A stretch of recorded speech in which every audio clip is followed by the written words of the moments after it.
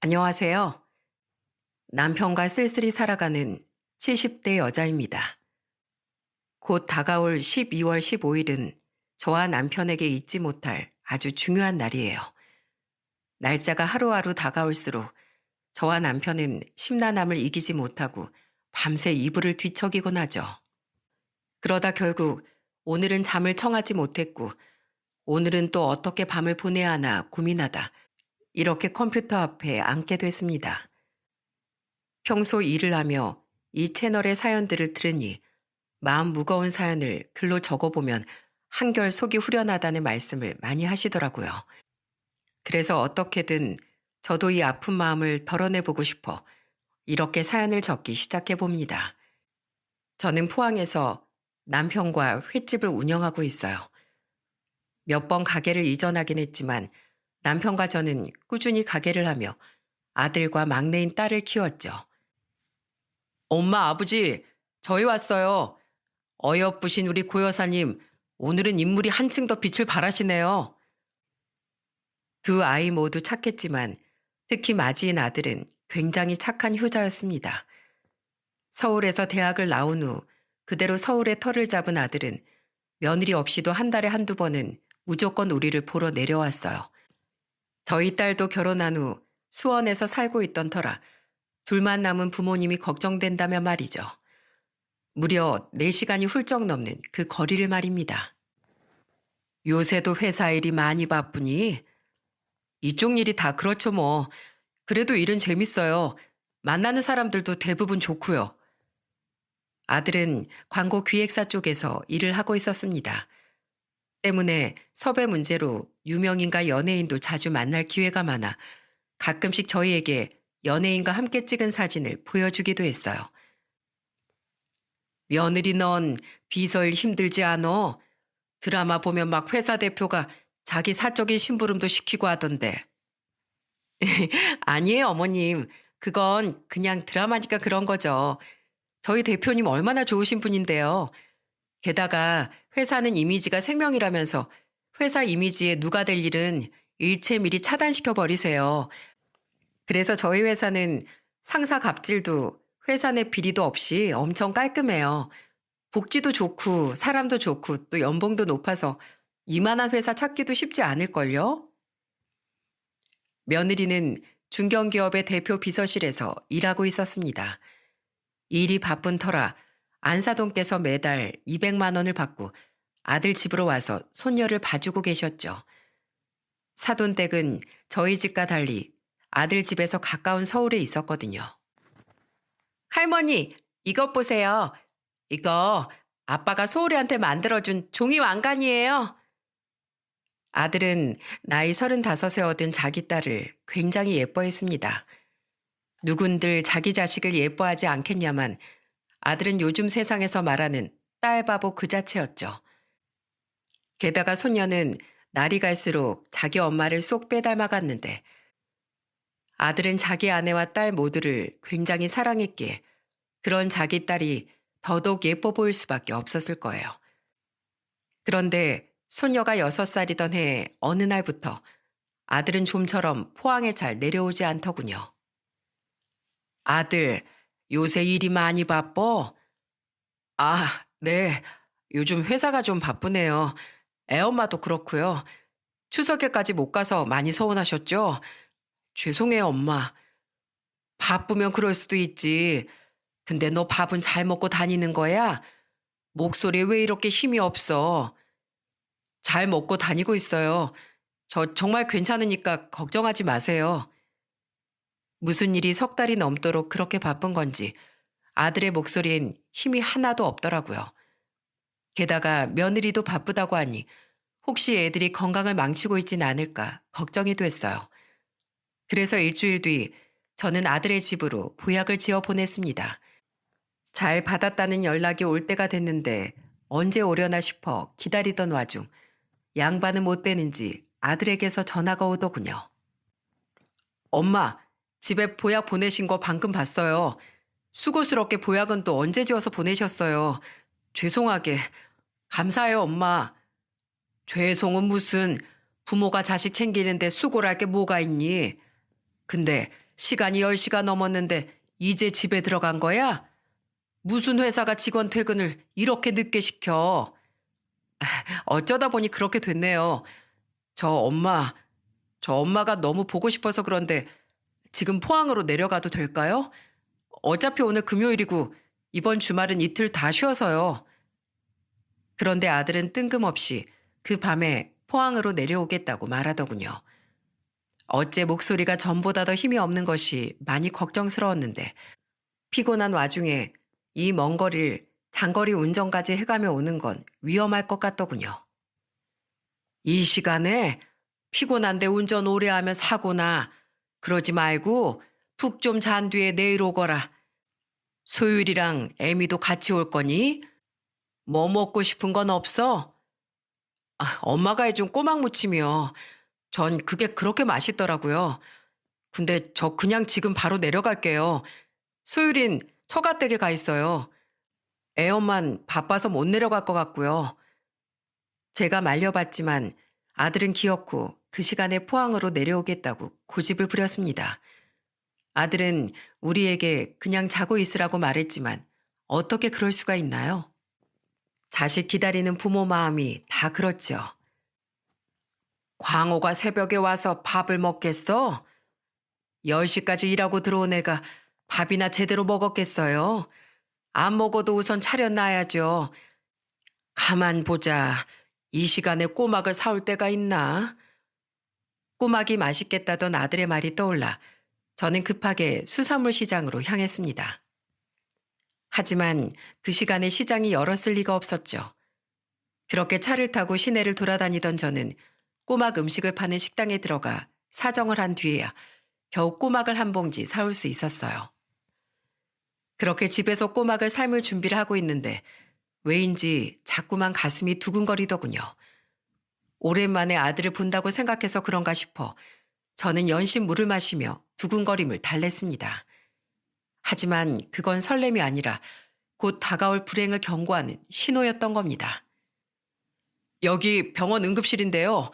김광호 씨 보호자분 맞으시죠? 새벽 1시가 채 되지 않은 시간, 저는 다급한 연락 한 통을 받게 되었습니다. 병원 이름을 들어보니 서울에 있는 큰 병원인 것 같았는데 응급실이라는 말에 가슴이 쿵 내려앉더군요. 그리고 이어진 병원 관계자의 말에 저는 그만 바닥에 스르르 주저앉고 말았어요. 김광호 씨가 교통사고로 조금 전에 긴급 이송돼 오셨어요. 아드님 상태가 위독해서 지금 급하게 응급수술 들어가야 하거든요. 아내분은 연락이 안 되시고 보호자 동의가 필요해서 이렇게 연락드렸습니다. 병원 관계자는 뭐라고 계속 설명하는 듯 했지만 제 귀엔 아무런 소리도 들리지 않더군요. 그저 병원 측에서 말하는 대로 동의를 한 저는 그새 잠든 남편을 마구 흔들어 깨워 다급하게 서울로 향하기 시작했어요. 애 상태가 얼마나 심각하다는데? 몰라요. 그냥 애가 위독하다는 말만 알아들었어요. 여보, 빨리요, 빨리. 저는 서울로 올라가는 내내 며느리에게 전화를 했는데 얼마나 깊게 잠에 든 건지 며느리는 계속해서 전화를 받지 않더라고요. 저와 남편이 병원에 도착한 뒤에도 한참 동안 이어진 아들의 수술을 기다리는 내내 끝내 며느리는 연락이 되지 않았죠. 죄송해요, 어머니. 너무 피곤해서 휴대폰을 무음으로 해놓고 푹 잤는데 설마 이런 일이 생겼을 줄은. 며느리는 아침 9시가 넘어서야 제 전화를 받고 급하게 병원으로 달려왔습니다. 아들은 이미 수술을 마치고 중환자실로 옮겨진 상태였죠. 의사들이 할 수 있는 일은 다 했다는구나. 근데 실려올 때부터 워낙 상태가 심각했어서 깨어날진 하늘에 맡겨보는 수밖에 없대. 며느린 큰 충격을 받았는지 제 팔을 부여잡고 눈물을 펑펑 쏟아내더군요. 이후로도 아들은 혼수 상태를 벗어나지 못했고 한 달간 중환자실에 있던 아들은 1대1로 상주 간병인이 붙어 있을 수 있는 요양병원으로 옮겨지게 되었어요. 아들이 언제 깨어날지 의사도 장담을 하지 못했고 대학병원에선 장기간 입원을 할 수 없었거든요. 또한 남편과 저도 장사를 해야 했고 며느리 또한 여전히 안사돈께 손녀를 맡긴 후 일을 하고 있었으니 어쩔 수 없는 선택이었죠. 저희가 자주 오겠습니다. 잘 부탁드립니다, 이모님. 예, 걱정 마세요. 제 동생처럼 생각하고 잘 보살필게요. 40대 후반이라던 간병인 분은 말투에 이북 억양이 섞여 있더군요. 요즘 조선족 출신 간병인들이 많으니 그쪽 분이신가 싶더라고요. 저는 포항으로 들어간 뒤에도 주말에 하루 이틀은 남편에게 식당을 맡기고 꼬박 서울로 내려와 아들 곁에 붙어 지냈습니다. 이틀을 보내는 날엔 아들의 곁에 오래 붙어 있고 싶어 병원에서 30분 거리에 아들 집이 아닌 근처 찜질방에서 잠을 자고 다시 병원으로 돌아오곤 했죠. 남편 또한 한 달에 한 번은 아이 식당 문을 닫고 아들을 보러 왔고요. 어머님 뵀으니까 저는 소율이랑 집에 들어가 볼게요. 그러다 보니 저는 며느리와 손녀도 아들의 병원에서 잠깐씩밖에 마주칠 수 없었습니다. 며느리 또한 몸고생 마음고생 때문에 얼굴이 많이 상한 것 같아 저는 제가 가 있는 동안엔 며느리를 최대한 집으로 돌려보내려고 했죠. 저는 조용한 병실에서 자연스레 간병인 이모님과 자주 대화를 나누게 되었습니다. 시시콜콜한 이야깃거리가 떨어지자 이모님은 제게 자신의 사연도 이야기해 주었는데 들어보니 사연이 참 딱하게 되었더군요. 저는 북한에서 왔어요. 탈북해서 중국을 거쳐서 이곳에 오기까지 무려 3년이란 시간이 걸렸죠. 탈북민이셨구나. 어쩐지 억양이 남다르다 했어요. 말로만 탈북이 힘들다고 들었지 실제로 만나보는 건 처음이네요. 그래서 지금은 잘 지내고 계신가요? 아니요. 물론 전보다야 먹는 거 입는 거 전부 다 훨씬 나아졌지만 이곳에서의 생활도 평탄지 않았어요. 전 20년 전에 이곳에 온 뒤로 2번이나 결혼을 했는데 2번 다 모두 실패로 끝이 났죠. 처음에 제게 다가올 땐 두 인간 다 참 착하고 친절했는데 살면서 보니까 그건 호기심과 동정이었더군요. 탈북민이라서 신기해하고 탈북민이어서 불쌍해했던 거죠. 첫 번째 남편은 결혼 생활 내내 절 무시했는데 그러다가 나중엔 우리 아들을 탈북민 자식으로 만들기 싫다면서 애까지 뺏고 저를 내쫓아 버렸어요. 아들한텐 뭐라고 세뇌를 시켜놨는지 아들도 절 만나기 싫어해서 이혼하고 여태 아들을 제대로 한 번도 만난 적이 없네요. 두 번째 남편도 첫 번째 남편과 똑같은 사람이어서 그때 애도 낳지 않고 금방 이혼해 버렸고요. 첫 번째 남편은 그래도 손찌검은 하지 않았었는데 그 인간은 저한테 손찌검을 하기 시작했거든요. 그래서 지금은 그냥 다 내려놓고 이렇게 간병인이라면서 속 편하게 살고 있어요. 이모님은 자길 불쌍하게 볼 필요는 전혀 없다고 웃으시더군요. 지금은 쉬는 날엔 등산도 가고 에어로빅도 배우며 자신을 돌보는 시간을 가지고 있다고요. 그 모습이 참 씩씩하게 인생을 살아가는 사람 같아 보여 저는 이모님이 멋진 사람이라고 느껴졌습니다. 이모님, 이거 받으세요. 제가 따로 드리는 수고비입니다. 아유, 매번 왜 이러세요? 저 정말 괜찮다니까요. 아닙니다. 항상 우리 아들 잘 돌봐주시는 게 너무 감사해서 그래요. 이래야 제 마음이 편하니 부디 그냥 받아주세요. 저는 그런 이모님을 응원하는 마음과 또 저희 아들을 더 잘 부탁한다는 마음으로 항상 이모님께 뵐 때마다 10만 원씩을 쥐어드렸습니다. 그렇게 저는 이모님과 친분을 쌓아 나갔어요.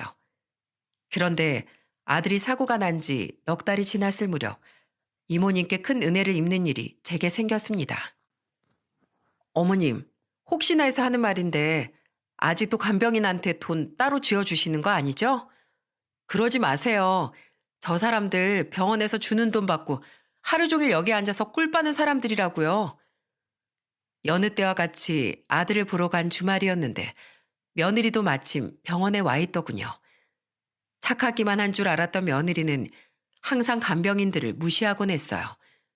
처음엔 제가 왜 저러나 싶어 몇 번 나무랬는데 일하랴 혼자 손녀 돌보랴 남편 병원 오고 가랴 가뜩이나 지쳤을 며느리에게 계속해서 싫은 소리를 하려니 참 어렵더라고요. 그래서 항상 며느리가 간 뒤 제가 대신 이모님께 사과를 하곤 했죠. 그리고 그날도 며느리는 이모님이 뻔히 옆에 있는데도 불구하고 이모님을 무시하는 발언을 서슴지 않더군요. 저는 이모님께 죄송한 마음에 황급히 주제를 돌렸어요. 소율이는 안사돈께서 봐주고 계시니? 네, 지금 친정에 가 있어요. 어머님, 저 잠깐 화장실 좀 다녀올게요. 며느리는 잠시 화장실을 가겠다며 자리를 비우더군요. 그 사이 저 또한 외투를 막 벗으려는데 갑자기 이모님이 다급한 목소리로 제게 이렇게 속삭이는 게 아니겠어요? 사모님, 아들 살리고 싶으면 빨리 이 쪽지 받으세요. 여기 USB도요. 며느리 돌아오기 전에 얼른요. 그러더니 이모님은 제 손에 작게 접힌 쪽지와 USB 하나를 재빨리 건네주시더라고요. 그리고 제게 뭐라고 말을 하려던 이모님은 금세 돌아온 며느리의 모습을 보고 황급히 아무 일도 없었다는 듯 멀쩡한 아들의 이불을 정리하기 시작했습니다. 그 모습에 의아함이 든 저는 얼른 주머니에 쪽지와 USB를 집어넣었어요. 그리고 이모님이 저러는 데는 다 이유가 있겠거니 싶어 저는 며느리에게 아무렇게나 말을 돌려대곤 병실을 빠져나왔습니다. 애미야, 아무래도 나 잠깐 다시 나가봐야겠다. 방금 서울 사는 지인한테서 급하게 만날 일이 있다고 연락이 왔어. 급하게 병원을 빠져나온 전 궁금한 마음에 쪽지를 얼른 열어보았어요. 그런데 그 쪽지엔 더더욱 의미 모를 말이 적혀 있더군요. 사모님, 제가 그동안 모아놓은 며느리의 실체가 USB에 전부 담겨 있습니다.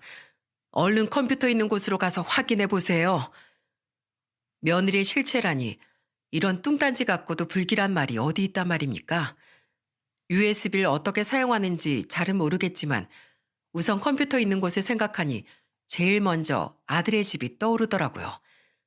손녀도 안사돈도 모두 친정에 있다고 했으니 혼자서 이걸 확인해 보기에 아들의 집이 제격인 것 같았죠. 딸, 집에 있지? 박서방도 집에 있어? 그럼 성빈이 박서방한테 맡기고 네가 얼른 네 오빠 집으로 좀 와보거라. 저는 수원 사는 딸에게 USB 사용법을 물어볼 요량으로 딸을 부른 뒤 아들의 집으로 향했습니다.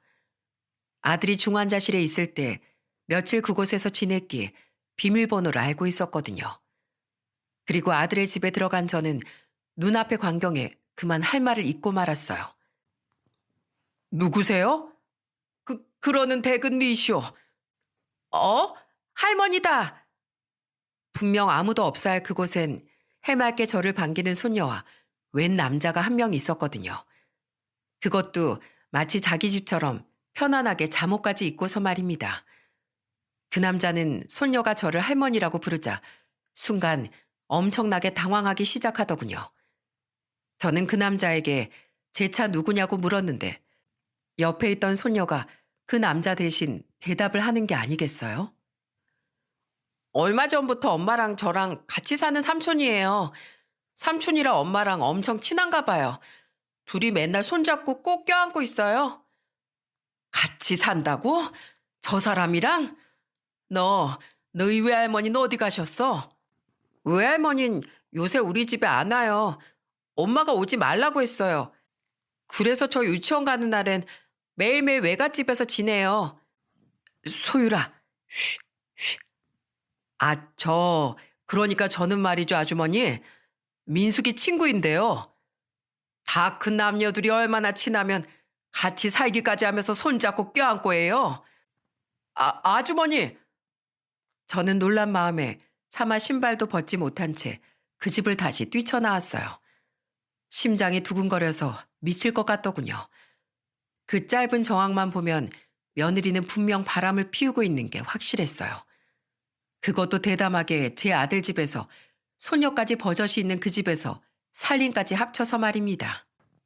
저는 덜덜 떨리는 손으로 USB를 꼭 쥔 채 근처에서 딸을 기다렸습니다. 그동안 그놈이 며느리에게 연락을 했는지 며느리에게서 전화가 걸려왔지만 저는 그 전화를 일절 받지 않았죠.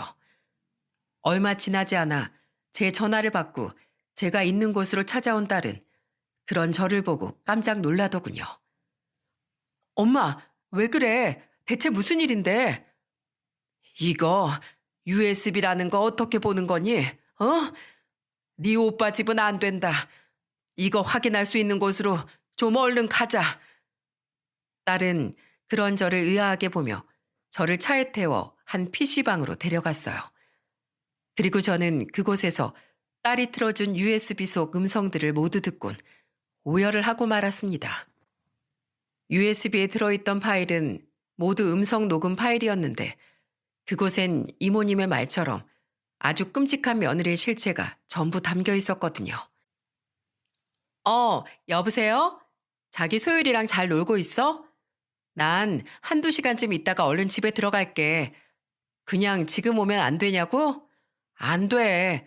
그래도 병원 간호사들한테 남편 걱정하는 아내 코스프레는 주기적으로 해줘야 한단 말이야. 그래야 남편 세상 떠나면 아무 문제 없이 남편 재산도 보험금도 다 나한테 넘어오지. 여보세요?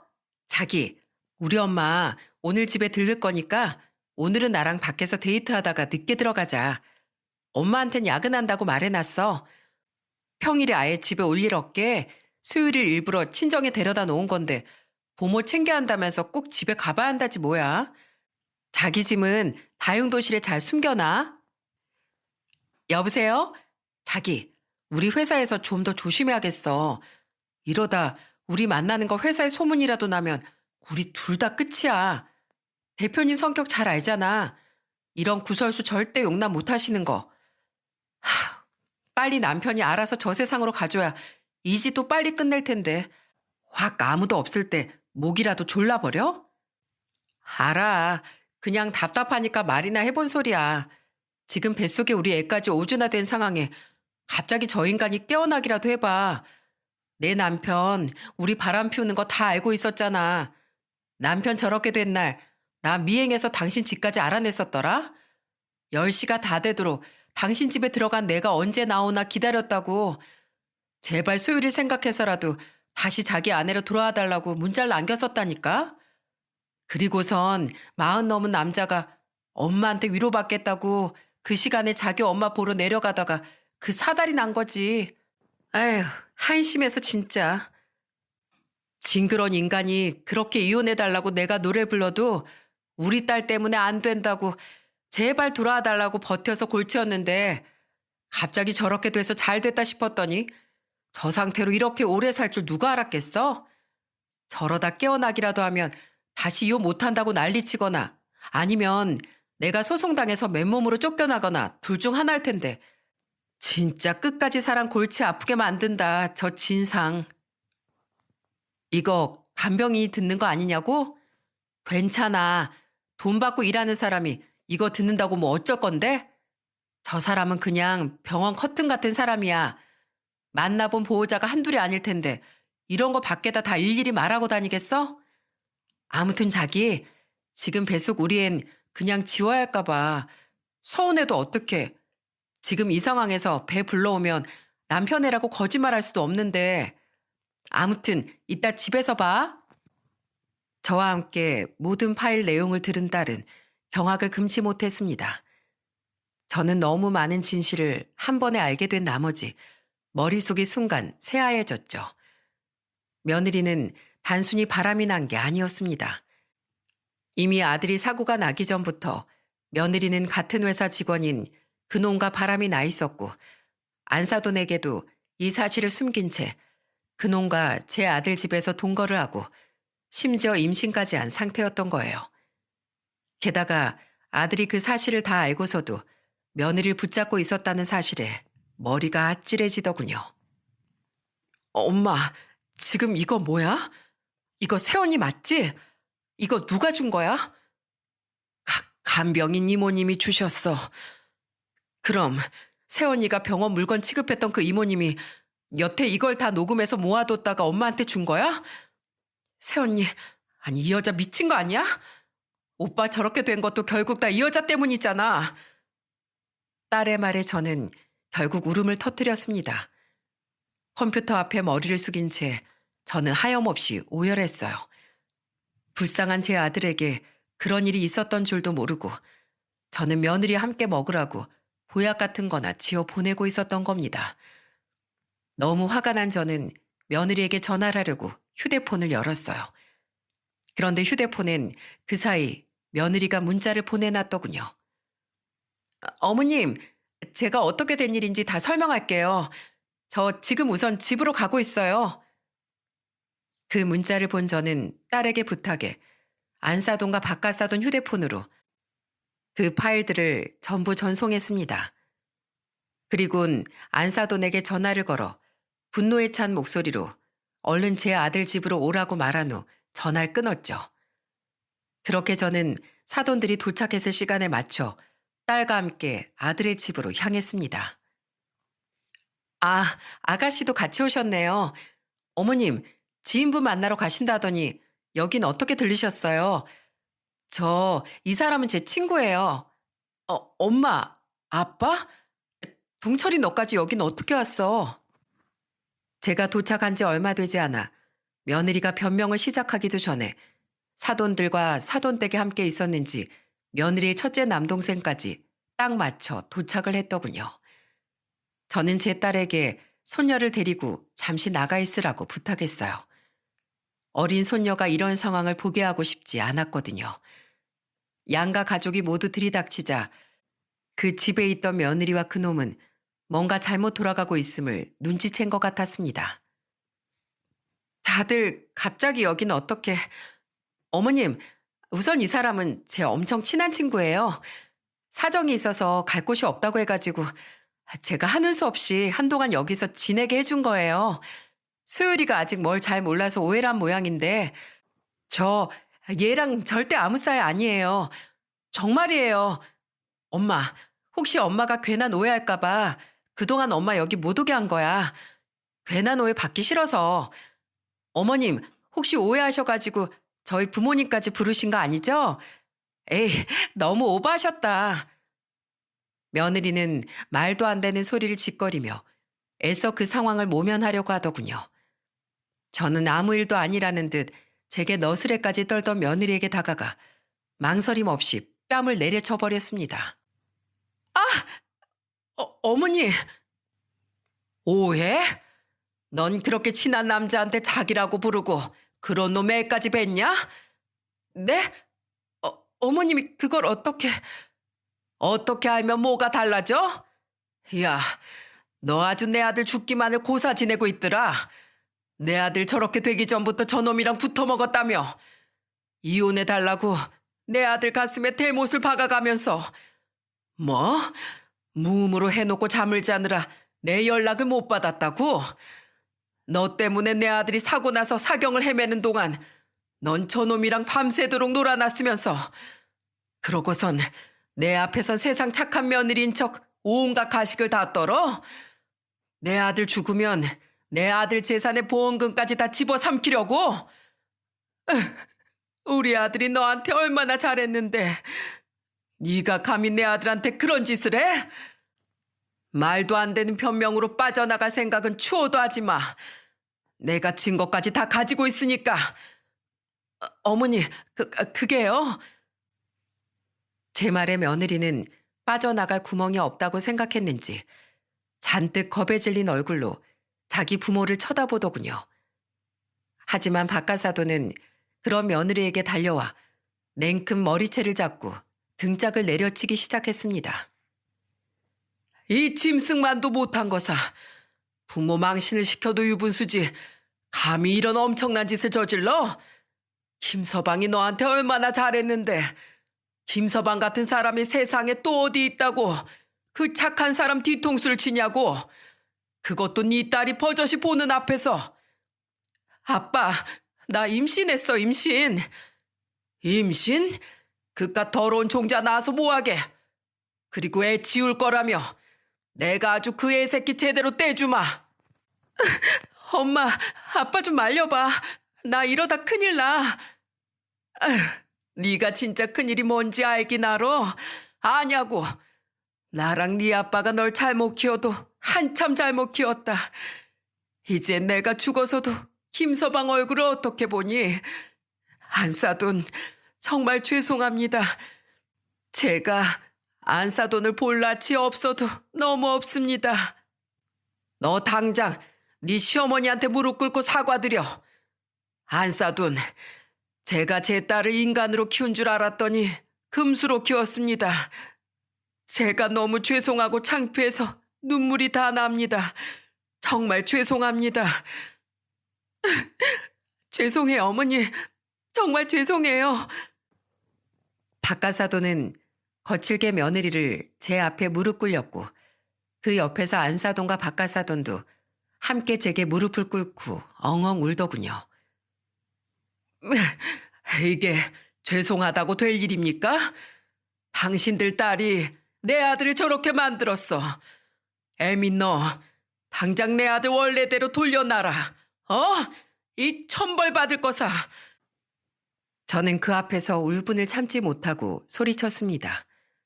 그 와중에 며느리와 바람을 피운 그놈은 찍소리도 못하고 서 있다가 슬금슬금 현관문으로 향하고 있더군요. 가긴 어딜 가? 당신이 이 사건의 주범이잖아. 하지만 결국 며느리의 남동생에게 뒷덜미를 붙잡히고 말았죠. 그놈은 힘으로 빠져나가려고 버둥대다가 결국 며느리의 남동생에게 주먹으로 얼굴을 한 대 맞은 후에야 제 앞에 후다닥 무릎을 꿇더라고요. 죄송합니다, 아주머니. 저는 그냥 민숙이가 하자는 대로 한 거예요. 내 아들 아내를 뺏어가고 지까지 기어들어온 당신이 잘못이 없다고? 내가 어이가 없어서 할 말이 없구먼. 너희 둘, 내가 절대로 가만 안 둘 거야. 알았어? 안 싸돈 바깥 싸돈. 쟤 앞으로 절대 내 아들 병원에 못 오게 하세요. 그리고 당장 내 아들 집에서 당신들 딸 끌고 가고 전현진까지 싹 다 빼세요. 저는 피눈물을 흘리며 그 집에서 나왔습니다. 차에서 손녀와 함께 저를 기다리고 있던 딸은 어떻게 됐냐며 제게 묻더군요. 저는 상황을 간략히 설명해 준 뒤 딸에게 아들의 병원에 데려다 달라고 말했어요. 그리고 당분간 손녀를 맡아달라고도 부탁했죠. 병원으로 돌아온 전 조금 전 있었던 일을 이모님에게 전부 이야기해 주었습니다. 고맙습니다, 이모님. 이모님이 아니었으면 그 추악한 진실을 꿈에도 모를 뻔했어요. 불쌍한 내 아들. 어떻게 그런 걸 녹음해서 모아둘 생각을 하셨어요? 가만히 듣자 하니까 너무 괘씸하잖아요. 어떻게 인두겁을 쓰고 그런 짓을 할 수 있단 말이에요. 게다가 다 자업자득이죠. 그 여자가 절 그렇게 무시만 안 했어도 제 앞에서 당당히 그런 통화를 할 생각이나 했겠어요? 아휴, 딱 하셔라. 펑펑 우세요, 사모님. 울지 않고 속에 담아두면 다 병이 됩디다. 이모님은 20살이나 많은 저를 꼭 안고 등을 두드려 주었습니다. 저는 이모님의 품에 안겨 마치 어린애처럼 큰 소리로 엉엉 울었죠. 제 아들이 너무 불쌍했고 그런 아들의 마음을 헤아리지 못했던 제 자신이 너무 미워 눈물은 오래도록 그치지 않았어요. 이 사실을 모두 들은 남편 또한 엄청난 분노를 참지 못했습니다. 남편은 식당까지 닫고 단숨에 서울로 내려와 그새 사돈댁에 찾아간 모양이더군요. 거기서 한바탕 난리를 치고 온 남편은 병원으로 달려와 아들을 붙잡고 꺽꺽대며 울었죠. 저는 남편에게 장사를 맡기고 서울의 아들 집에 거주하며 변호사를 선임했습니다. 법적으로 제가 뭐라도 할 수 있는 일이 있나 싶어서요. 다행히 저는 법원에 아들의 성년 후견인 신청을 하여 아들의 대리로 이혼 소송을 걸 수 있었어요. 저희 아들처럼 스스로 자신의 일을 처리할 수 없는 상태의 성인에겐 가까운 주변인이나 가족이 성년 후견인 자격 심사를 받은 후 자격이 주어지면 대리로 법이나 은행 업무 등을 수행할 수 있다고 하더라고요. 하지만 고작 그것만으로는 이 원통함이 도저히 풀리지가 않더군요. 저는 며느리와 그 상간남이 다니던 회사를 찾아가 다짜고짜 대표를 찾기 시작했습니다. 어머님, 여기로 오시면 어떡해요? 얼른 나가세요. 네? 저를 본 며느리는 안절부절 못하며 저를 마구 내쫓았어요. 저는 그런 며느리를 마구 밀치며 소리쳤죠. 여기 대표님 어디 계세요? 좀 나와보세요. 내가 할 말이 있으니까. 안 나오면 나올 때까지 나 이 회사에서 안 나갑니다. 어머님, 무슨 일이시죠? 어머님? 임민숙 씨 시어머니 되십니까? 소란이 커지자 소식을 들은 대표가 드디어 제 앞에 모습을 드러내더군요. 대표가 나타나자 며느리는 안색이 새파랗게 질리더군요. 대표는 다른 직원들의 눈을 의식했는지 저를 대표실로 데리고 갔습니다. 저는 그 대표에게 시근덕대며 며느리와 그놈의 실체를 낱낱이 까발렸어요. 전혀 금시초문인지 그 대표는 놀란 기색을 감추지 못하더군요. 저는 그 대표에게 비장한 목소리로 이렇게 말했습니다. 내가 이렇게 찾아와서 난리치고 이런 말 하는 거 대표님 입장에선 불쾌할 거라고 생각합니다. 근데 나 지금 눈에 뵈는 게 없는 사람이에요. 우리 아들 난다긴 나는 연예인들 다 상대하는 큰 광고 기획사 과장입니다. 우리나라 사람들 연예계 쪽 이야기라면 더 큰 관심 가져주죠. 어디 내가 우리 아들이 일하던 광고 기획사 이름 팔아서 이 일을 기사 제보할까요? 이 회사도 나름 이름 있는 곳인데 기사 나면 회사 이미지 크게 실추할 겁니다. 그죠? 대표님이 굉장히 명예와 회사 이미지를 중요하게 생각하는 분이라는 거 다 압니다. 근데 그런 분이 직원들 관리를 이딴 식으로 하셨습니까? 예? 회사 차원에서 먼저 앞서서 이런 직원들을 처단해야 하는 거 아닌가요? 우선 진정하세요. 죄송합니다, 어머님. 어머님 마음을 제가 어떻게 전부 헤아리겠습니까? 하지만 적어도 저희 회사의 명예를 실추시킨 그 두 사람은 절대 가만두지 않겠습니다. 당장 저희 회사에서 내보낼 테니 부디 성실하게 일하는 다른 직원들을 생각해서 기사 제보만은 말아주세요. 부탁드립니다. 듣던 대로 며느리의 회사 대표는 경우가 있는 사람이더군요. 무엇보다 갑작스럽게 들이닥쳐서 자신을 겁박하는 제게 불쾌함을 표할 법도 한데 그 대표는 제게 정중히 사과까지 해주더라고요.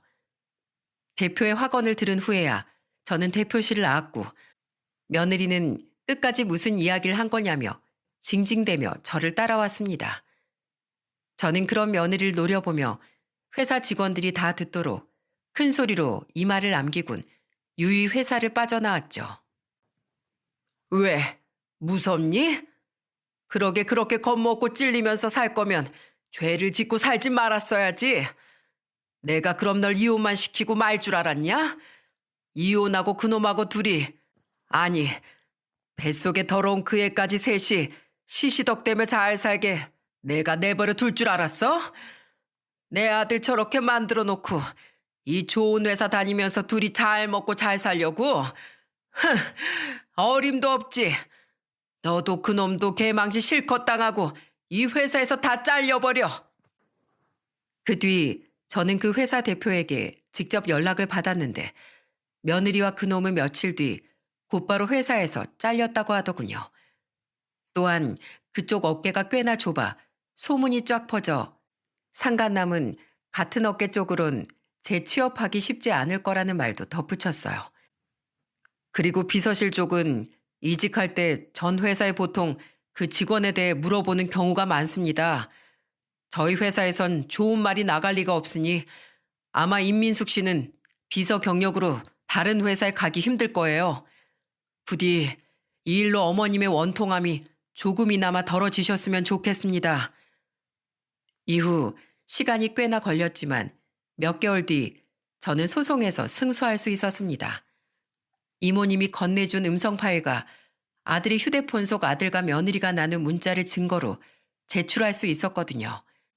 아들이 며느리에게 돌아와 달라고 애원하던 수많은 문자를 두 눈으로 직접 보니 원통함을 참을 수 없어 저는 하염없이 눈물을 흘렸죠. 유책 사유가 전부 인정된 며느리는 굉장히 불리한 재산 분할을 받았고 저는 며느리와 그 상간남에게 위자료 소송을 걸어 각각 위자료까지 받아낼 수 있었어요. 다만 손녀는 끝내 제가 데려오지 않았는데 이유는 딱 두 가지였습니다. 첫 번째는 거의 안 사돈 손에 자라다시피 한 손녀가 안 사돈을 너무 찾아서였어요. 그리고 두 번째는 며느리와 너무 닮은 손녀의 얼굴을 제가 계속해서 보고 있기가 너무 힘들었다는 거였죠. 죄송합니다, 안사돈. 민숙인 우리 바깥 양반이 한 푼도 지어주지 않고 그대로 쫓아냈어요. 앞으로 저도 절대 소율이를 딸한테 보여줄 생각도 없고요. 딸 자식 잘못 키운 죄가 소율이를 잘 키워내는 걸로 대신하려고 합니다. 물론 그렇다고 사돈들에게 전혀 위로가 되진 않겠지만 그래도 김서방의 유산인 소율이 걱정은 너무 하지 마시라고 이렇게 말씀드려요. 며느리와 달리 그 상간남은 며느리를 그렇게 좋아하지 않았는지 회사에서 잘린 일로 며느리를 원망하며 임신한 며느리를 버리고 떠났다고 하더군요. 참 한심하고 찌질한 인간이 아닐 수가 없었죠.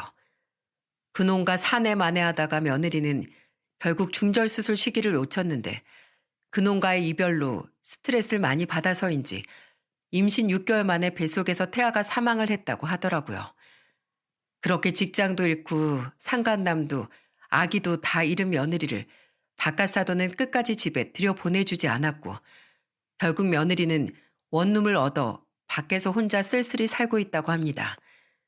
생활비 좀 도와달라고 안사돈에게 몇 번 연락을 했던 모양인데 그럴 때마다 안사돈은 뿌린 대로 거두는 법이라며 앞으로 더 이상 자신들은 며느리를 자식으로 생각하지 않겠다고 선을 그었다고 하더군요. 다른 건 몰라도 사돈들이 우리 소율이는 끔찍이 위해 주셨으니 어련히 잘 키워주실 거라고 생각합니다. 이 어린 것이 무슨 죄가 있겠냐만 전 앞으로도 차마 소율이를 볼 자신이 없네요. 부디 우리 소율이를 잘 부탁드립니다. 적어도 안사돈 딸처럼 금수만은 되지 않게 키워주세요. 혹시라도 제 아들이 깨어나면 그땐 소율이를 찾을지도 모르겠네요. 부디 그런 기적이 일어났으면 좋겠습니다. 안사돈은 면목이 없다며 고개를 푹 숙였습니다. 저는 안사돈의 손을 잡고 있던 손녀를 보며 복잡한 마음을 숨긴 채 인사를 건넸습니다. 소율아, 할머니가 할아버지랑 소율이 아빠랑 같이 먼 나라로 떠나야 하거든. 그래서 당분간 우리 소율이 보러 못 와. 그래도 외할머니 말씀 잘 듣고 씩씩하게 잘 커야 한다. 그날이 아들이 그토록 사랑했던 며느리를 쏙 빼닮은 손녀와의 마지막이었습니다. 아들이 깨어나서 다시 손녀를 볼 수 있길 바랐건만 결국 그런 일은 끝내 일어나지 않았죠. 왜냐하면 아들은 이혼이 마무리된 지 약 석 달 뒤 그만 영영 세상을 떠나고 말았거든요. 그동안 고생 많았다, 내 아들. 이곳에서의 아픈 기억은 모두 잊고 부디 하늘로 훨훨 떠나가려무나. 아들의 장례식에는 수많은 아들의 회사 관계자들이 조문을 왔습니다. 그중엔 제가 얼굴을 아는 연예인도 많았죠. 김 과장님 정말 좋은 분이셨는데. 맞아요. 항상 현장 나오시는 날엔 연예인 스태프 할 것 없이 사비로 간식도 돌려주시고 아래 직원들도 얼마나 잘 챙겨주셨는데요. 수많은 사람들이 아들을 눈물로 배웅해 주었습니다. 북적거리는 아들의 빈소를 보니 평소 아들이 얼마나 인생을 잘 살아왔는지 알겠더군요. 그런 아들의 마지막이 너무 허무하고 서글퍼 저는 조문객들을 맞이하다 말고 몇 번이나 오열을 해야만 했죠. 그동안 감사했습니다, 이모님. 이모님 덕분에 제 아들이 병원 생활이 편했을 거예요. 아이고, 별 말씀을요. 제가 한 게 뭐가 있나요? 저 사모님, 괜찮으세요? 괜찮긴요. 자식 잃은 부모 마음이 시간이 흐른들 괜찮아지겠습니까? 그래도 이모님 덕에 아들의 복수는 해줄 수 있었네요. 고맙습니다, 이모님. 차마 우리 아들 생각 때문에 가슴이 아파서 더 이상 이모님을 뵙지 못하겠지만 언제 어디서든 항상 행복하시길 빌게요. 저는 이모님에게 500만 원이 든 돈 봉투를 건넸습니다. 이모님은 깜짝 놀라며 한사코 그 돈을 거절하셨는데 저는 더 큰 돈을 드리지 못해 죄송하다며 이래야 제 마음이 편하다는 말로 끝내 이모님 손에 그 사례금을 들려보낼 수 있었죠. 그렇게 아들을 보낸 지도 4년이 지났네요. 그동안 저는 단 한 번도 손녀를 보지도 손녀와 연락을 하지도 않았습니다. 안사돈과 바깥사돈 그리고 손녀를 마지막으로 본 건 아들의 장례식 때가 마지막이었어요. 며느린 끝까지 아들의 장례식장에 나타나지 않았더군요. 가끔씩 저희 아들을 무척이나 따르던 손녀의 근황이 궁금할 때도 있습니다. 여전히 그렇게 순하고 밝은지 나중에 자기 부모의 일을 알고 상처를 많이 받진 않을지 하는 생각들 말이죠. 하지만 며느리를 많이 닮았던 손녀를 차마 아직도 두 눈으로 볼 자신이 없네요. 그저 지금처럼 남편과 함께 멀리서나마 손녀의 행복을 빌어주는 것만이 제가 할 수 있는 유일한 일이겠죠. 남편과 저는 여전히 횟집을 하고 있고 딸 부부만이 가끔 손줄 데리고 우리를 찾아오곤 합니다. 아직도 횟집 곳곳에선 저를 돕겠다며 앞치마를 메고 분주히 움직이던 아들의 환영이 보이곤 해요. 그럼 전 그리운 마음에 그 환영이 실제이길 바라며 그런 아들을 그리운 마음으로 바라보곤 하죠. 네, 12월 15일 곧 다가올 그날은 바로 제 아들의 기일입니다. 저는 아들이 먹고 싶어 하던 하지만 끝내 해주지 못했던 꼬막 무침을 매년 아들의 기일마다 아들의 제사상에 올리고 있어요. 그리곤 힘들게 삶은 그 꼬막을 남편과 저는 차마 먹지도 못하고 그저 쟁여만 두다가 꼬막이 다 상한 뒤에야 전부 버려버리곤 하죠. 부디 제사밥을 먹으러 온 아들이 제가 만든 꼬막 무침을 원 없이 먹고 가기를 간절히 바랄 뿐입니다.